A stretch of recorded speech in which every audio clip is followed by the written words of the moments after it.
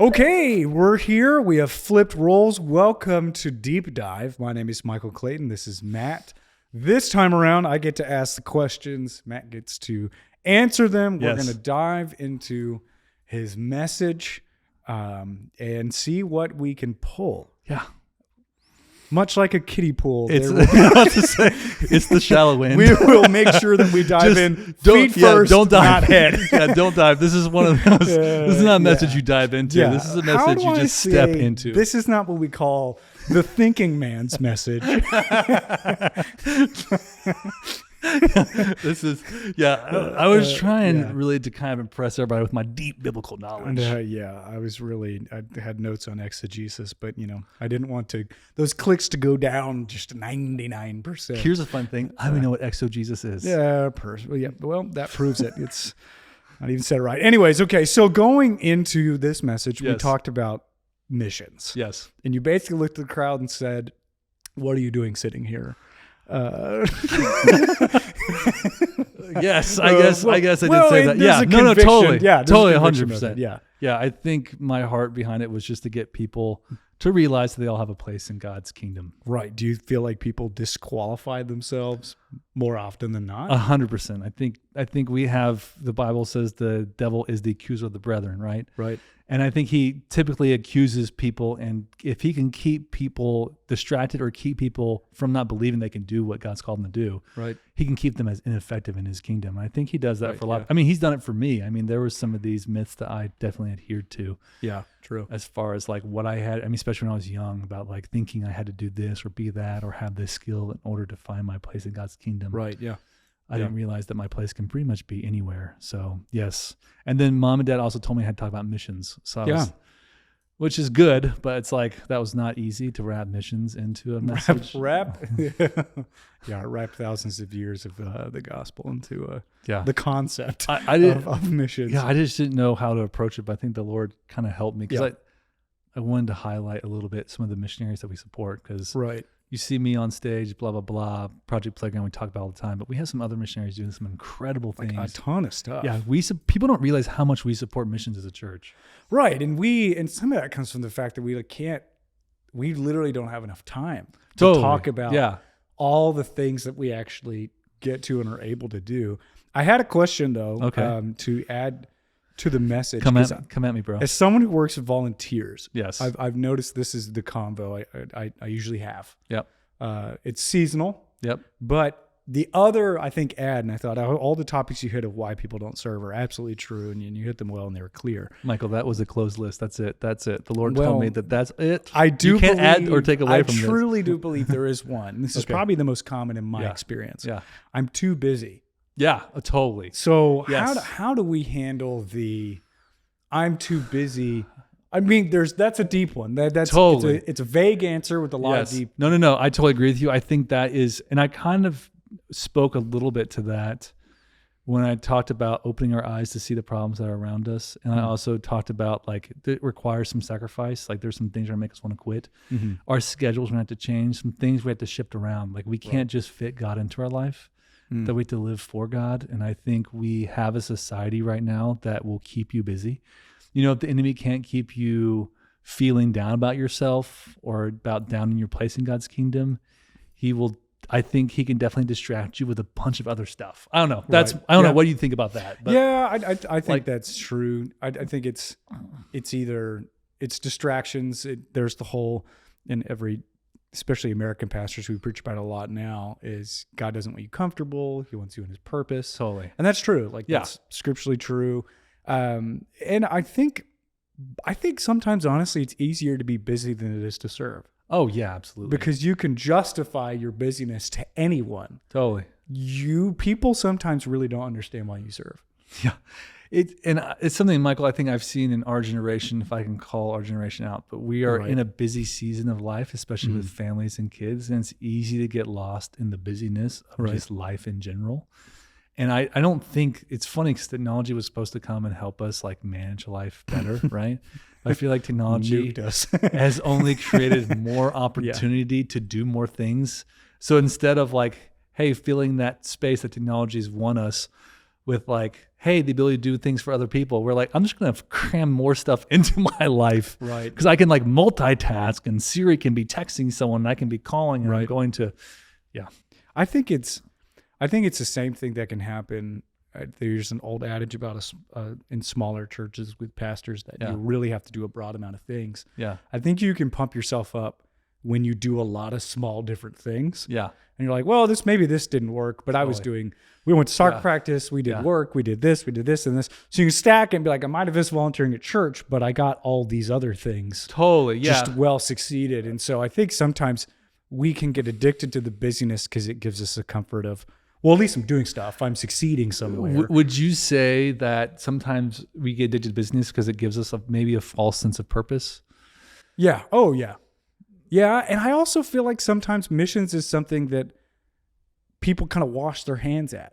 Yeah, totally. I feel like it's the side of ministry that people are like, cool, that's go you, missionary. like there is a little bit of a washing hands. I know I'm kind of stepping on I mean, as thin ice here, but I've been involved in the mission field for like 20 years.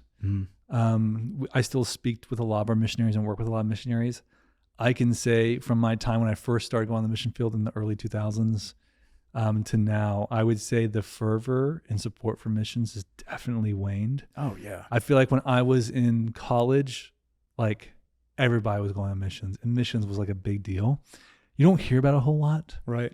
I don't, all the missionaries that we support, most all the missionaries we support, we've supported them for years. There's not a whole lot of new missionaries Right. that are just out in the world. And a lot of our missionaries that we support, and we do a substantial amount of support to these missionaries. Yeah. They all tell us like, you're a large supporter.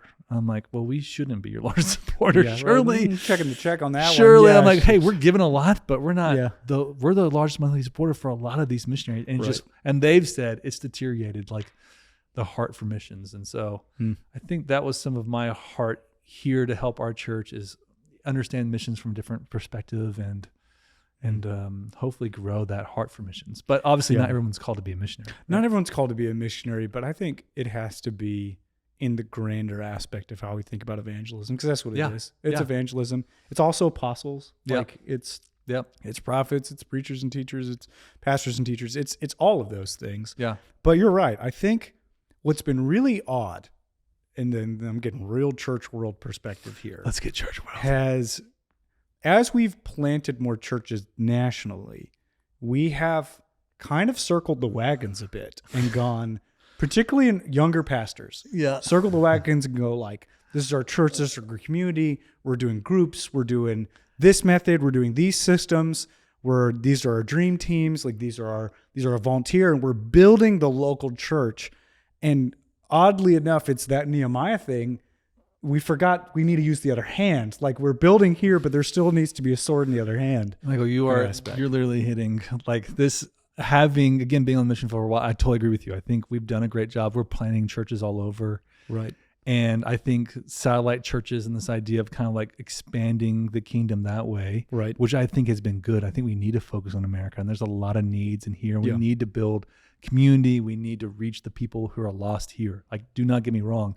However, I do think that the pendulum kind of swung away from missions. You just don't hear about it. It doesn't get talked about much. Right. And we work with a lot of different churches with Project Playground.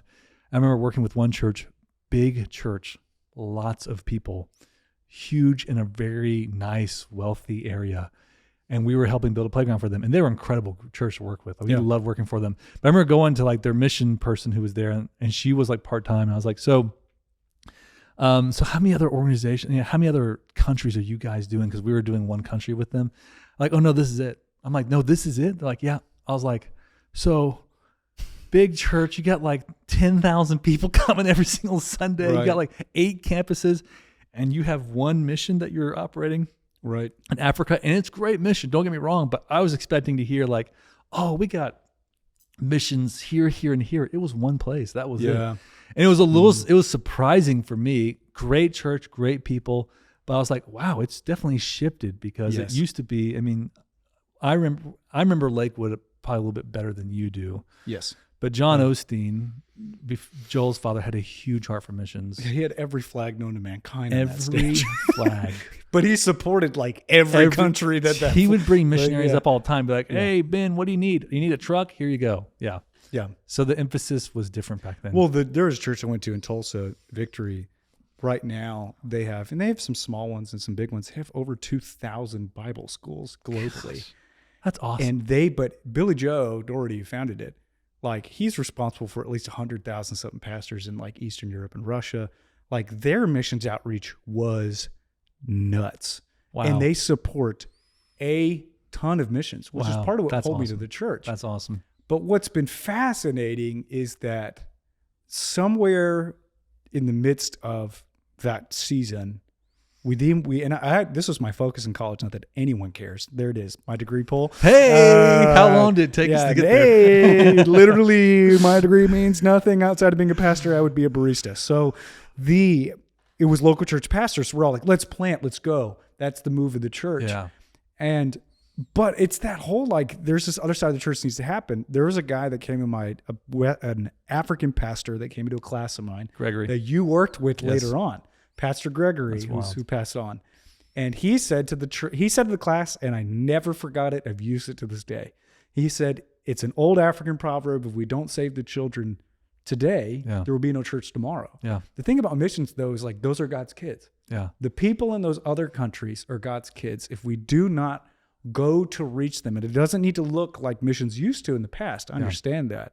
But if we don't reach those people, like there's not going to be a church tomorrow. If we don't send missionaries and fund people and go preach the gospel, like not to say that Jesus can't reveal himself in dreams, and he does, but like he have the capability. He uses people. He uses people. He uses people. I mean, in Iran in 2020, it was exploding with women. Yeah. Women were leading the Christian movement and were baptizing in the thousands. Yeah.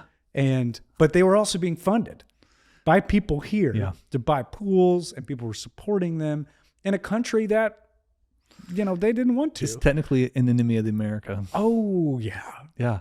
Well, you've been to Africa and you understand, but the way the church outside of America, how they worship the Lord and their love for him. Way different. So different. And sometimes what they have, you're like, wow, you guys really love the Lord. Yeah. Like there's a happiness. To me, it's easy to love the Lord when you're in air conditioning in a comfortable building. I mean, there's sacrifice just to get to church. Sometimes you're walking 2 hours to get there. It took us 5 hours to get to church. Yeah.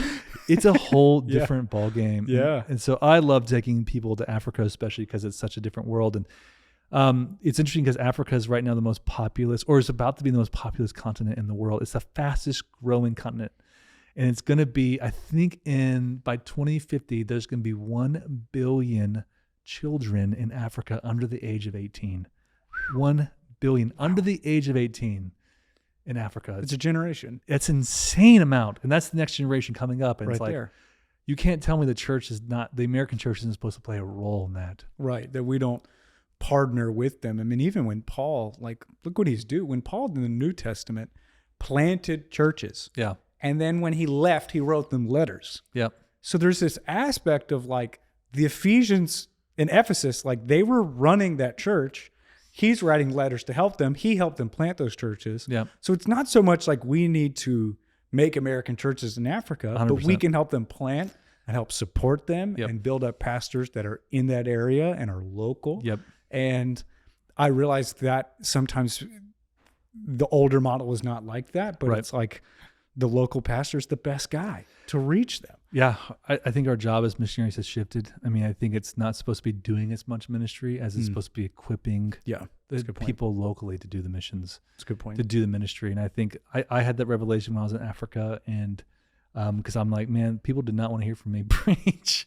Right. And then when I trained up some youth leaders to do it, and they ran youth program for us one night, because I was a youth pastor for a little bit. Come on. In Africa, there's like 160 kids. They hated me. And it was mutual. I did not like being a youth pastor. I was a children's minister. I was not a youth pastor. But they put me in charge of it because you do what you're told. Right. And we found this group of like 10 kids who didn't hate Kelly and I. Right. And we're like, hey, we did like a leadership training group with them, small group. And on the last night, we let them run the whole youth program.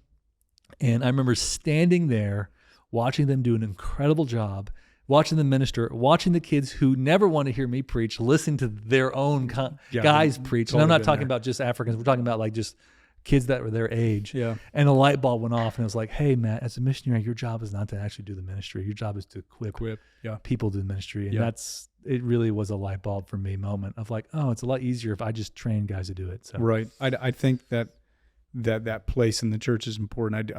It's a little on this trail. I thought of it because that'd be just an interesting thing to chew on.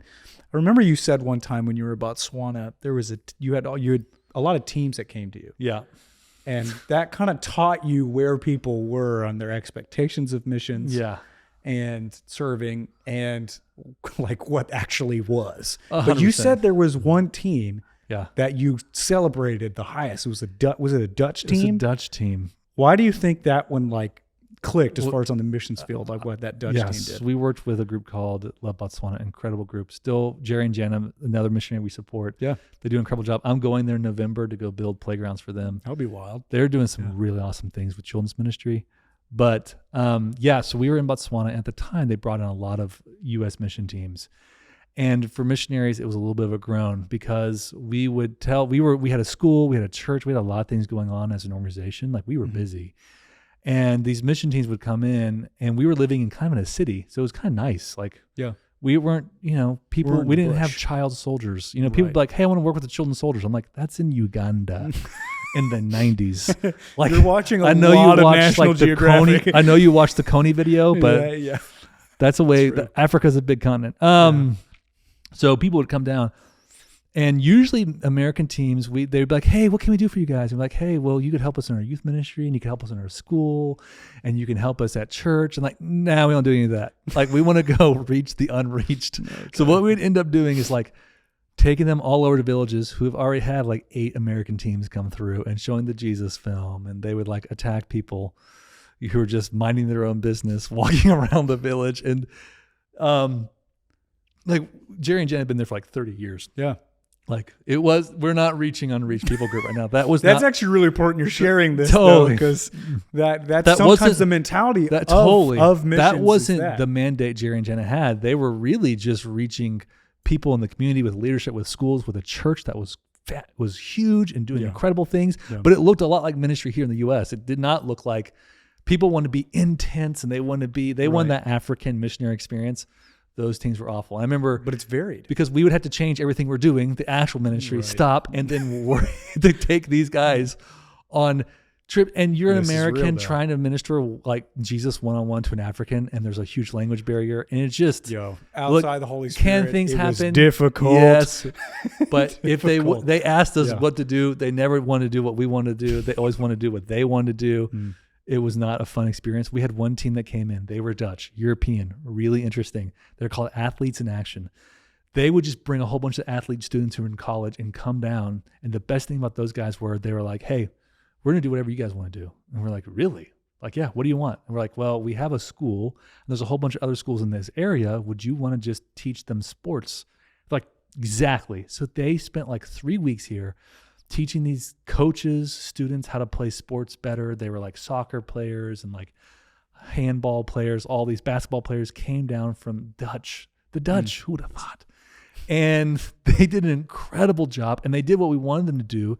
And when they left, we had coaches that weren't saved that got saved. They actually would bring athletes with them on this trip that were not Christians, and they all got saved. I love that, though. I mean, I was blown away, but their heart, their humility, they came in and said, what do you want us to do? And we were like, this. They're like, we'll do it. And other American teams, when they came in, they're like, what do you want us to do? We're like, just do church ministry. They're like, no, we want to be on the bush. But that gets to the heart of what you're trying to say in your message, that if it's not really in your heart, like you won't do it. Yeah. And sometimes our expectations are actually what fail us. Yeah. I'll serve if this is what serving looks like. But if I'm truly obedient to the Lord, I'll just do what he asked me to do.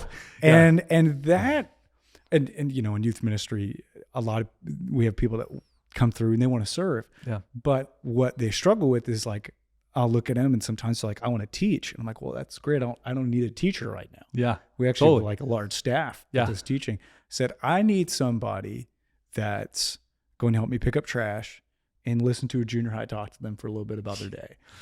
and just care. Yeah. I need someone that cares. Yeah. Totally. And like, you can tell where the rub is. Oh, totally. Of like, I was like, it as simple as it sounds, it's so important that when we go to the Lord and what you're talking about today, that we just do what the Lord's asked us to do. Totally. Nehemiah is a perfect example. Yeah. He's building a wall. No one said he's really fit to do it, but No. they did it. Yeah. And they did it in a record The guy time. was a servant. I mean, he wasn't a general contractor, wasn't a priest, but you're totally right. I think that's what I was talking about. You got to be a heart of a servant. You got to just do what God tells you to do. It's when you do your own thing, it's a mess. Chapter 3 of Nehemiah, I love. I've kept it very personal for the last year. Huh. It says that there's a really brief passage. And it said, this guy, the perfumer, worked on the wall. Oh, yeah. And I went, that's it right there. Like, logic would say, let's not get the guy who does perfume as his job. But he felt a call of the Lord and conviction that he was going to build the wall for the safety of his people. And he's written in Scripture that it was commended of him that he did. Yeah. And it's like, he didn't disqualify himself. Totally. He worked out a conviction of what the Lord called him to do. Yep. And there he is. Yep. He's right there. Yep. Where they made sure, hey, the perfumer worked on the wall, meaning literally. And anyone can his name jump in. My boy's making perfumes. Yeah, he's making perfumes. My guy's like, like, this guy. He's like, that smells good. Yeah. This guy was the building a wall, which also means it's not gift based. No, that's very true. It's heart based. It's heart based. That's a really good point. I should have made that point, Michael. No, it is, but you're right, because Nehemiah was a cupbearer. He was not a priest. They put him as a governor. I know. Yeah. Yeah. He wasn't priest. He wasn't the guy was he was a butler. Right. He built the wall. Right. I mean, no one else built the wall. He did. Yeah. He structured, organized, got people there. Yeah. And so it's a great book. It's a great book. It's a lot of heart. Yeah. It's a lot of repentance. Yep. But it's a lot of people just willing to do what they need to do. Yeah. And not disqualifying themselves or looking at physical or internal or past issues, like you said. Yeah. And going ahead and serving. I love Nehemiah. Nehemiah's a great example. Yeah. Great example. Well, you did good. It was a good message. Hope you didn't. Although I didn't know if you sprinted onto stage second service. It sounded like you were winded there for a second. Your heart rate was either spiking. My heart rate spiked. Yeah. I was in the back having a panic attack. Yeah, where you start to see Nana. You're like, you guys see Nana walk? You guys see Granddaddy? No, Granddaddy would not show up to this one. We both know Granddaddy. Love you, Granddaddy. Hey, yo. Rest in power. Thank you, Michael. This is not easy. No. Dad does this every 3 days. No. That's wild. That took me 3 months to put that together. Yeah. Even then, I'm like, dang, I could have done a much better job, but the Lord helped. So, Lord helps us. Thank you, Michael. All right. Yep. Thank you. Appreciate it. This has been Deep Dive. Yes. We'll see what we have to cut, but glad you're here and glad you listened. You're supposed to smile. No, thanks. All right. Okay. Thanks.